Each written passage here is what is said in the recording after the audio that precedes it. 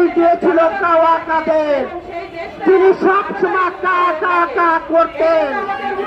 সেই জায়গায় এখন পূরণ করেছে এনসিপির নেতা নাসিরউদ্দিন পাটোয়ারি।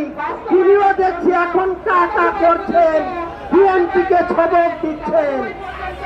আমি তাকে বলতে চাই, শেখ হাসিনা সেইভাবে নর্তকী নাচালা গানালা খেলোয়াড় দিয়ে পবিত্র সংসদ ভবনকে অপবিত্র করে তুলেছিলেন, যেখানে হলো বাংলাদেশের মানুষের ভাগ্য নির্ধারণ করা হয়, আইন প্রণয়ন করা হয়।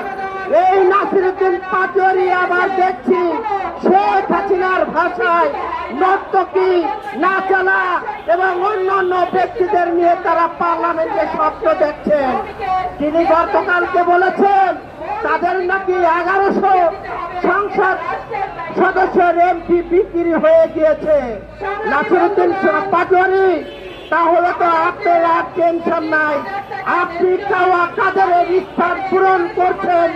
বাংলাদেশের মানুষ আপনাকেও রাজনৈতিকভাবে উপযুক্ত শিক্ষা দেবে যদি আপনি রাজনীতিবিদ হয়ে রাজনীতি না করেন। আমরা নতুন করে ষড়যন্ত্র দেখছি, এই ষড়যন্ত্র আমাদেরকে মোকাবেলা করতে হবে। আমরা যদি মোকাবেলা না করতে পারি তাহলে জাতীয় নির্বাচন নিয়ে সেই ষড়যন্ত্র চলছে, এই ষড়যন্ত্র যদি থেকে থাকে তাহলে বাংলাদেশের জাতীয় নির্বাচন কালক্ষেপণ হবে।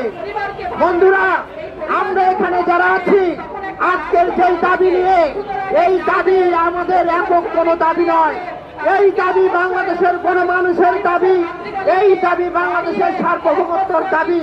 কাজেই সকলকে বলবো, সরকার হয়ে অন্তর্বর্তী সরকারকে বাধ্য করতে হবে এই যে দেশের বন্দর চুক্তি, এই চুক্তি প্রত্যাহার করতে হবে। সকলকে ধন্যবাদ জানিয়ে